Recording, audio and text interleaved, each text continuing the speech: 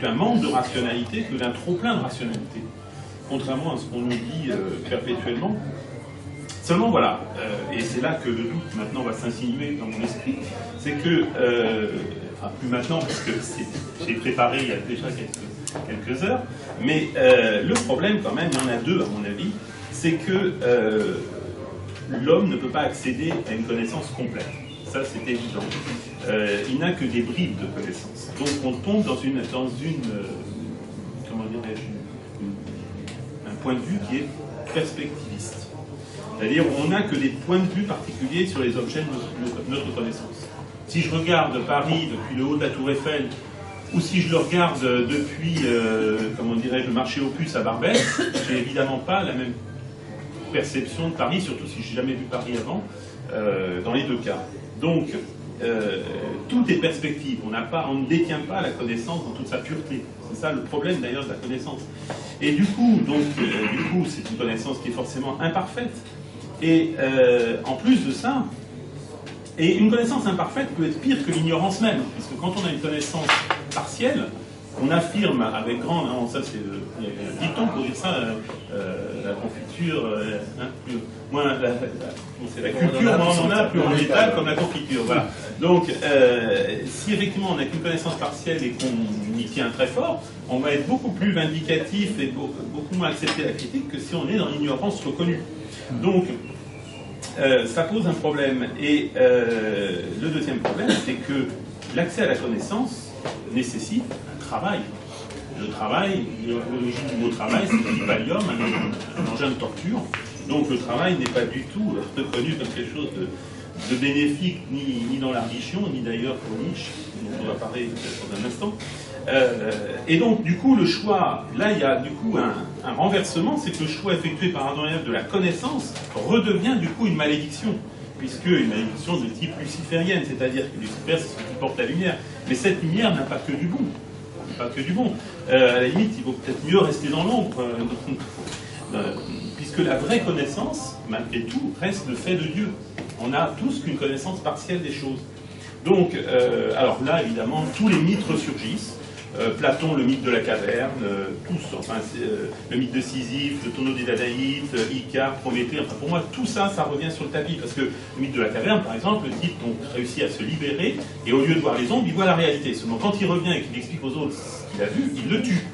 Donc c'est pas si positif que ça, la connaissance. Bon, Sisyphe et Danaïde, bon, ben, on voit bien qu'il y a un travail, quoi, qui est très pénible.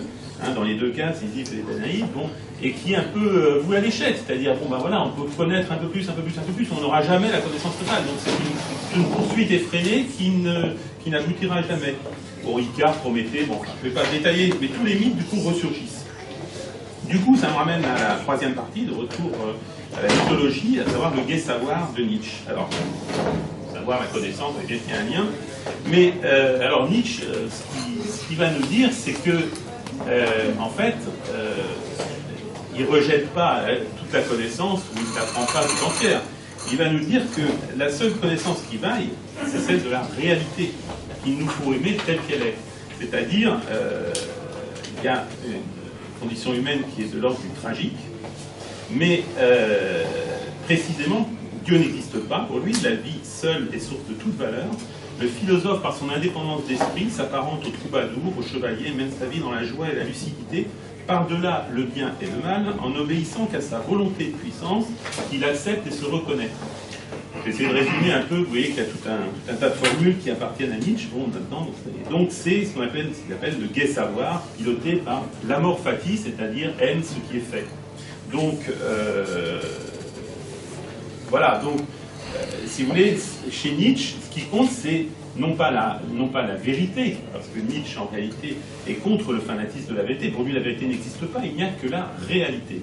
Alors évidemment, dans d'autres conceptions, réalité et vérité, idéalisme notamment, se superposent, mais pas pour Nietzsche, justement. Donc, et l'espoir, il n'y a pas d'espoir dans un au-delà, dans des arrière-mondes, tout ça c'est l'espoir, il nous anesthésie pour Nietzsche et nous empêche de jouir pleinement de ce monde-ci, alors qu'il n'y a que ce monde-ci, il n'y en a pas d'autre, c'est pas la peine d'en chercher un autre. Donc c'est l'apanage du surhomme de savoir ça et de rien à voir évidemment avec ce que les nazis en ont fait après, Mais tout pour lui est subjectif, tout pour lui est question de point de vue, de perspective, et donc la vérité, ça n'a pas de sens. Voilà. Donc il est contre la rationalité qui aseptise tout, qui veut tout expliquer, alors que seul compte les faits, contre les philosophies idéalistes, renvoie dos à dos Platon, le christianisme, Descartes, tout ce dont on vient de parler, et il affirme son adhésion au réel, à la clairvoyance, en condamnant la peur de l'éphémère qui aboutit à la haine de la vie. Voilà. Donc c'est une philosophie dionysiaque qui s'inspire aussi en partie de Schopenhauer sur évidemment la grande idée, c'est que en fait tout ce qu'on fait c'est pour la conservation de l'espèce. En gros, voilà. Donc c'est une vision des choses. L'amour n'est qu'une expression de la volonté de puissance, l'amitié n'est qu'une expression de la volonté de puissance, tout n'est qu'expression de la volonté de puissance et de volonté de puissance dont l'action majeure est la conservation de l'espèce. Voilà. Donc pour lui, voilà, il y a effectivement une connaissance qui est intéressante, une vraie connaissance, et une autre qui ne l'est pas et qui n'existe pas en fait. Il n'y a pas de vérité. Voilà. Alors ma conclusion, c'est que pour moi, de tout ça, je pense qu'il faut arriver à dépasser la connaissance. Alors je me suis posé la question personnellement de qu'est-ce qui, comment dirais-je, s'oppose à la connaissance. Et oui, s'oppose à la connaissance, mais forcément dans le même ordre. Hein. Pour moi, ce qui s'oppose à la connaissance, c'est la contemplation. C'est-à-dire que, pour moi, la connaissance, c'est du côté de la curiosité intellectuelle, qui est déjà décelable chez l'enfant. Et cette curiosité intellectuelle, c'est un désir d'appropriation. Donc on est dans l'avoir. La connaissance, elle décortique. Elle favorise la polémique, elle favorise le bruit. Et en même temps, elle est très représentative de la nature humaine. Parce que, comme je l'ai dit tout à l'heure, à mon avis, il y avait aussi un problème avec la curiosité intellectuelle d'Adam et Ève, par rapport justement à ce qu'il aurait interdit, et dont il pressent que c'est quelque chose de totalement essentiel. Donc la contemplation, c'est pour moi le contraire de ça. La contemplation, c'est une adhésion, une admiration de ce qui est inconditionnel et désintéressé.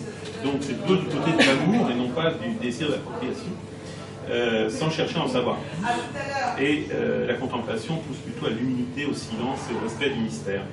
Donc, notre condition humaine, cependant, nous a forcé, alors on peut dire, ben oui, devenons tous contemplatifs et laissons tomber la connaissance, mais on sait bien que ce n'est pas possible. Dans notre vie de tous les jours, notre condition humaine nous a forcé à travailler au niveau de la connaissance. Donc, tripalium, ce que j'ai déjà dit, engin de torture, pour nous permettre d'améliorer cette connaissance et cette condition humaine. De l'améliorer ou pas, puisque effectivement la technologie peut aboutir à des horreurs. Mais je pense que seule la contemplation peut nous permettre de sauver notre condition en réalité. Cependant, il me semble quand même que l'accès à la connaissance était un point de passage obligé pour l'homme, pour sa maturation en tant que créature de Dieu.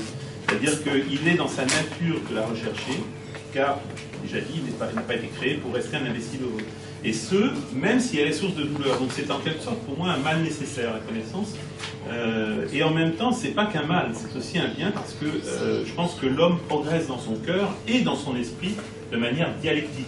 C'est-à-dire que, je suis désolé, mais on ne peut pas être heureux. Enfin, moi, je ne pourrais pas être heureux en étant dans l'ignorance. Je ne sais pas, alors ça vient peut-être de moi. Pour moi, l'imbécile heureux, c'est aussi un mythe, justement. C'est pas quelque chose qui existe, mais peut-être pas, hein, il y en a sûrement, je ne sais pas, mais en tout cas. Il me semble que comprendre, ça permet éventuellement de se bonifier aussi. C'est lié, donc c'est dialectique. Donc c'est pas qu'un mal nécessaire. Enfin, c'est nécessaire et c'est pas qu'un mal non plus. Donc voilà. Ça, c'est ma perception des choses.